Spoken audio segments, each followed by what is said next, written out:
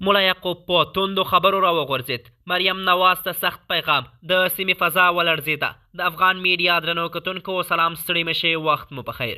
ګرانو کتونکو که افغان میډیا چینل مو نوی سبسکرایب کړئ په درنښت سره همدا اوس یې سبسکرایب کړئ ترڅو زموږ مهم او تازه خبر تر ټولو د مخکې تر تاسو در ورسیږي. په داسې حال کې چې د افغانستان او پاکستان ترمنځ سیاسي فضا تل د حساسیتونو ډکه پاتې شوي، په دې وروستیو کې په ځینې غیر رسمي سرچینو ټولنیزو رسنیو کې داسې دعوې خپرې شوي چې ګواکې د افغانستان د دفاع وزارت سرپرست ملا محمد یعقوب د پاکستان د سیاسي څیرې مریم نواز د وروستۍ څرګندونو په اړه توند او سخت غبرګون ښودلی. ویل کېږي چې دا لانجه له وروسته له هغې نوره هم ګرمه شوه چې مریم نواز د یوې سیاسي غونډې پر مهال د افغانستان د وضعیت په اړه خبرې وکړي چې ځینې غیر رسمي رسنیو هغه څرګندونې د نیوکې په توګه تعبیر کړي.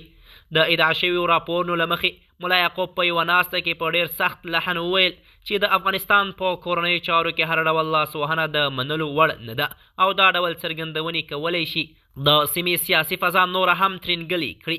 همدارنګه ویل کېږي چې نوموړي ټینګار کړی چې افغانستان غواړي له خپلو ګاونډیو هیوادونو سره ښې اړیکې ولري، خو دا اړیکې باید د بشپړ متقابل احترام پر بنسټ ولاړې وي.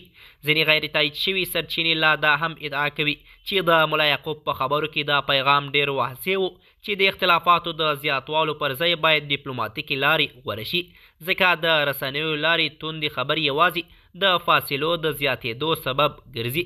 خو تر اوسه هیڅ رسمي دولتي سرچینې نه د افغانستان د دفاع وزارت او نه هم د پاکستان د اړوند چارواکو د دې ادعاو په اړه کوم تایید یا رسمي غبرګون نه دی ورکړی. دا ټولې خبرې یوازې د هغو غیر رسمي سرچینو له لارې خپرې شوي چې کره یې نه دی ثابت شوی. په ټولنیزو رسنیو کې بیا د دې ادعاو په اړه تود بحث روان دی. ځینې کارونکي دا یوه سیاسي شایعه بولي او وایي چې د داسې خبرونو هدف یوازې د خلکو احساسات پارول دي، په داسې حال کې چې نور بیا باور لري چې دا ډول څرګندونې د دواړو هیوادونو ترمنځ د اړیک فضا مستقیم اغیزه کولی شي. سیاسي شنونکي ټینګار کوي چې د داسې حساسو موضوعاتو په اړه باید یوازې پر رسمي او تایید شوي معلوماتو باور وشي. په پای کې ویل کېږي چې دا ټول راپورونه لا هم د غیر رسمي سرچینو پر ادعاو ولاړ دي او د حقیقت په توګه یې هیڅ رسمي تایید نشته، خو بیا هم د سیمې په سیاسي فضا کې بحثونه توده کړي دي. د افغان میډیا درنو کتونکو دا و زموږ د نن ورځې چمتو شوی خبر. تر بیا مو په الله سپارم.